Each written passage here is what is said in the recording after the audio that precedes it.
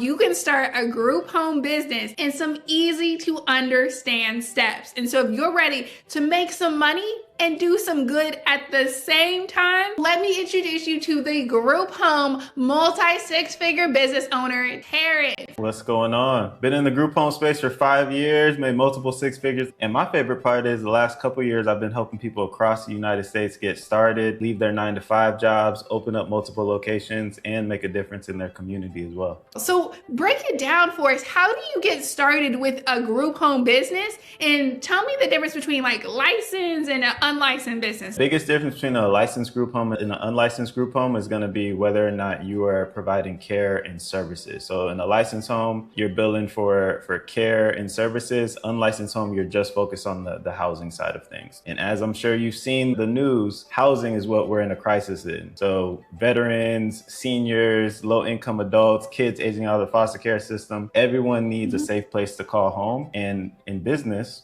you want to solve a problem. So me and my students, we're solving problems across the United States, which is why we're creating income and impact. Okay. Well, if you had to break down how to get started into an unlicensed group home, how can we start? The biggest thing, Darcy, is establishing relationships with organizations in your area.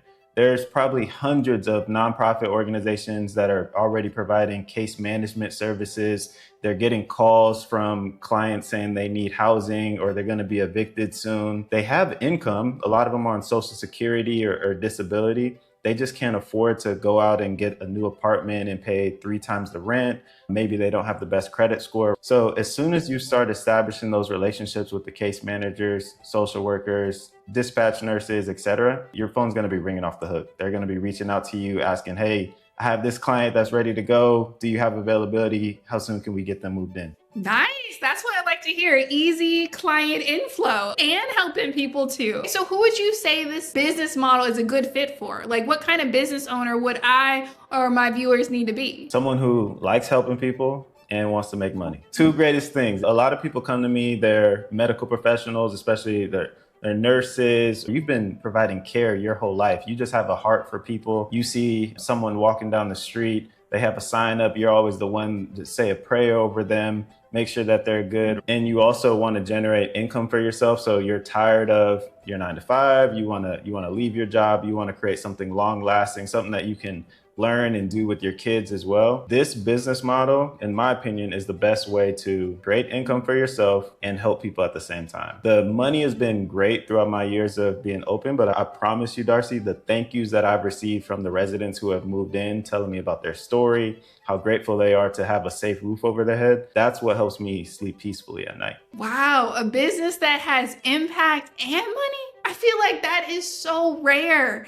in today's environment. So it's beautiful to hear you say that. I just have to give it up to Terrence for having such a focus on serving others in addition to making money, as both are possible. So before anybody were to spend any money, what would you say is a good place to start? When I first got started, I didn't have a lot of funds to my name. And I think people can get started with not a lot of funds. You know, I use a personal credit card for the property acquisition, for the furniture and things of that nature. But now I know about business funding, right? So now we have a lot of students who are setting up their LLCs the right way. Now they're able to go out and get business credit cards, 0% interest for the first 12 months. Working with you, we're learning about grants as well and how many grants there are for new business owners and how they can take advantage of those and use those funds to get up and running. So that's where people really want to start. I think people maybe don't get started in this business because they think it's going to take like a licensed group home. You know, you need to have $30,000, $40,000, $50,000 in the bank account to get started. They think it's going to be a year-long process. We have people inside the community. They're up and running within a month and their homes are completely filled. We had one lady towards the end of last year. She opened up 7 homes between July and December. She was opening up a home every single month, which is crazy. She beat my record. And that shows you how much need there is in the community for these type of housing. If you had to talk about the specific numbers, if like bare bones, minimum amount of money possible, truthfully, how much money would you need in order to get this up and running? 5,000 to 7,000. Biggest thing is going to be property acquisition costs. So it's going to vary based off where you live, obviously. But let's say bare bones, like you said, you can get a property in your area. I am for 4-bedroom or 5-bedroom homes for $2,500 a month. Most landlords that you want to work with, and let's assume someone's renting the home, they want first month's rent and a security deposit. So that's 5,000 right there. And then to furnish the home, you can get that done from anywhere between $1,000 to $2,000. So I would say,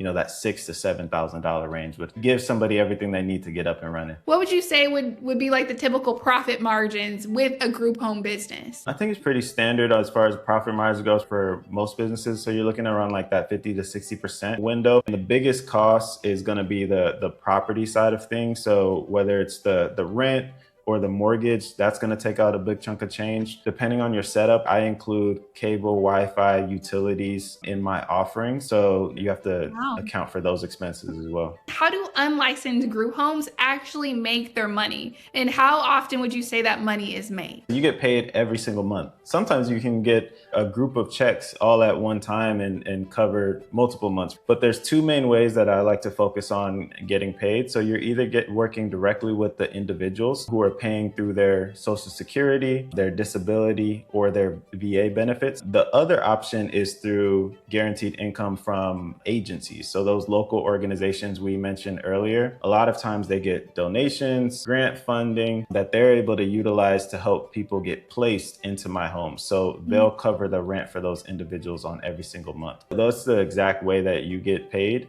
And my favorite part is it's guaranteed either way. So whether the individual is paying through their government-backed funding or the organization is paying, both are coming in every single month and you don't have to run into any issues. So would you say this is more of a recession-proof business? That's exactly what I call it. It's a recession-proof business. As the economy is getting worse, more and more people are in need of affordable housing. So if someone were to get started with a group home business, where would you recommend they go? Or how would you recommend they learn? If someone wants to get started with an unlicensed group home business, I would love to help them get started. We have a community called the Housing Department with a few hundred people in it across the United States up and running. We have some people who are just getting started, a lot of people with multiple homes under their belt. And we also have landlords in there that are interested in working with operators who want to rent a property. So that's where I would go. And if it's all right with you, we'll add the link to that at the description of this video. Of course it's all right. I will include all the details in the description below so y'all can get started if this is the right business for you. How long would you usually say it takes for someone to get started? I tell people 90 days. We have people in the community doing it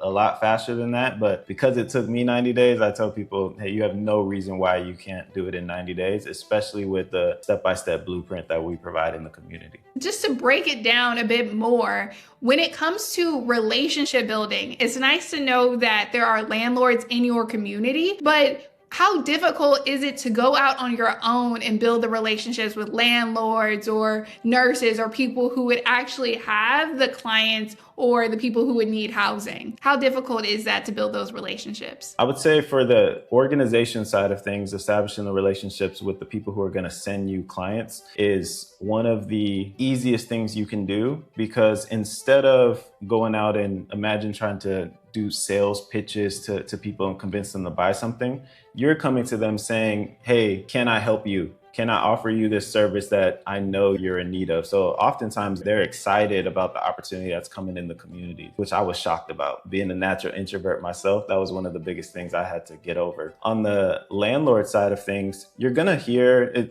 especially working on your pitch, like I heard more no's than I did yeses when I was first looking for a landlord partner. I think that's part of it. But the good thing is, Darcy, you only need to hear one yes. On Zillow, I was running the numbers. I think there was close to 700,000 properties listed on Zillow. And after 30 days, majority of those are still going to be there, which means most landlords had to pay their mortgage out of pocket.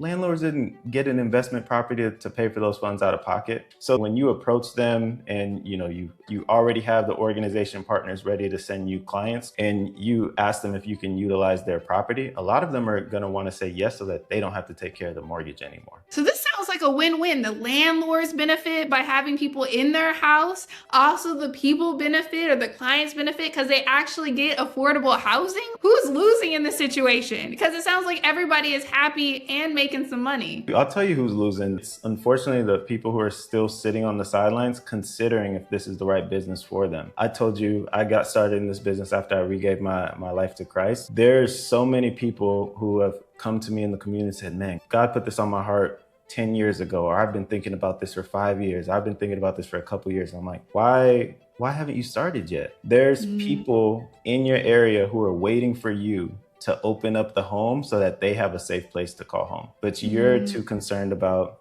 yourself and how you may look and being nervous about doing outreach to organizations. And it's stopping you from blessing other people and stopping your blessing too.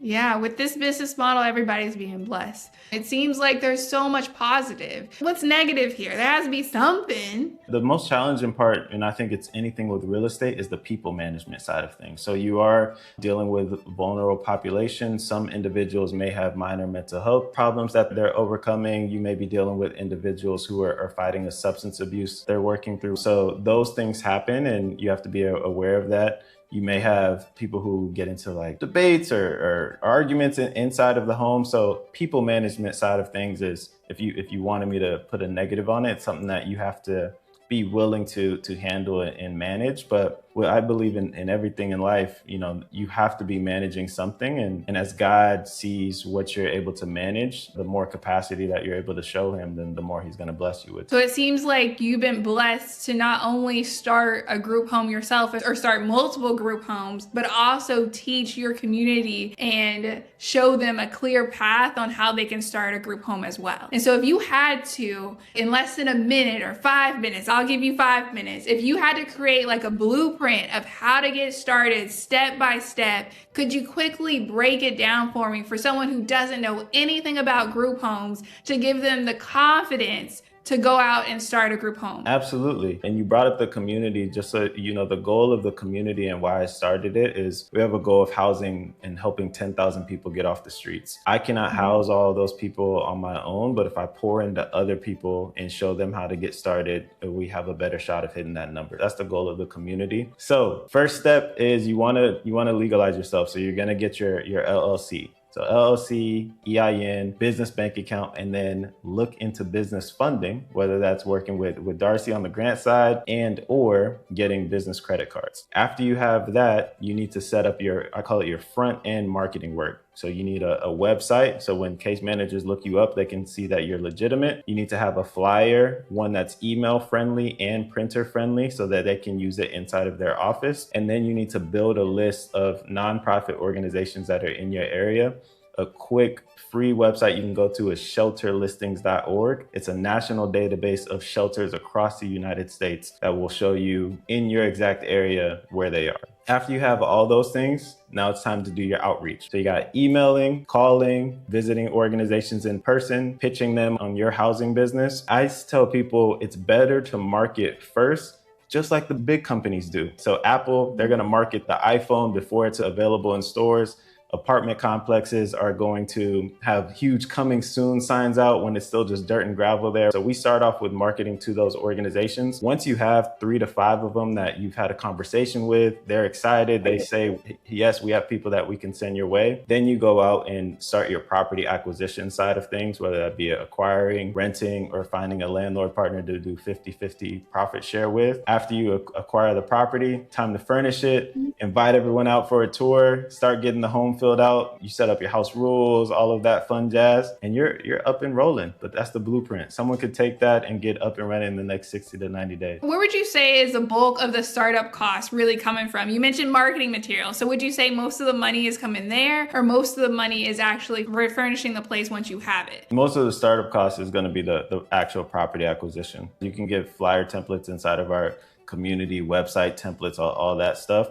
The property acquisition of how you're getting the home, whether that's buying, renting, or doing a profit share, that's where a bulk of the cost goes to. How would you differentiate or say that it compares to Airbnb? What are some of the differences with this business model? I've never done Airbnb, but I have a lot of people who are closing down their Airbnb homes and starting up independent living homes or unlicensed group homes, what we call it, and join in my community. And the reason being is Airbnb is saturated. With business, you want to be solving a problem. Right now, there's not a problem in regards to where someone can go and stay for a vacation. What there is a housing crisis and where people can stay longer term at an affordable rate. So there's a higher demand for this type of business in the population that we serve, which is why more landlords are more likely to do it. It sounds like with a group home business, the income is consistent. This could be a better business model than doing Airbnb. Plus, you're serving a community of people who actually have an issue and have a problem and could really use you to step in and provide a housing solution rather than focusing on people who are going on vacation. It sounds like there's a better mission behind it. For sure. A lady in my community, she's in the North Carolina area. She had an Airbnb home up and running before she joined. She recently launched her first independent living home and is already en route for her second. And I asked her, I was like, well, what about the Airbnb business? She was like, these unlicensed group homes are way more profitable. I'm sticking with this and I'm scaling this side of things. The Airbnb, as soon as the lease is up with that, she plans on shutting it down. It's good to know that this is a really good business model. If they want to get started, what should they know to get going? The biggest hurdle for me, being honest, was I'm a natural introvert. So a lot of times it was myself. I would go to organizations or I would go to landlords at the beginning and I would say, well, I think I'm going to do this and I think I'm going to partner with them and I think they're going to help me pay you. And they're like, dude, you don't sound confident in what you're saying. Why would we trust you with our clients or our property? So you have to get out of your own way in order to establish those relationships on either side. And as soon as I started doing that, which for me, that was more time with God, making sure I was taking my daily walks and making sure I was fulfilled on that side, your business, or I think anything that you do is gonna show more fruit. So getting connected with God and joining community, which it sounds like you provide a really good supportive community to get people really going in less than 90 days. If y'all have any questions, let me know in the comments below and make sure to check out his community and get that business started. I can't wait to see y'all next time. Shout out to my friend Terrence and hope y'all have a good night. Bye.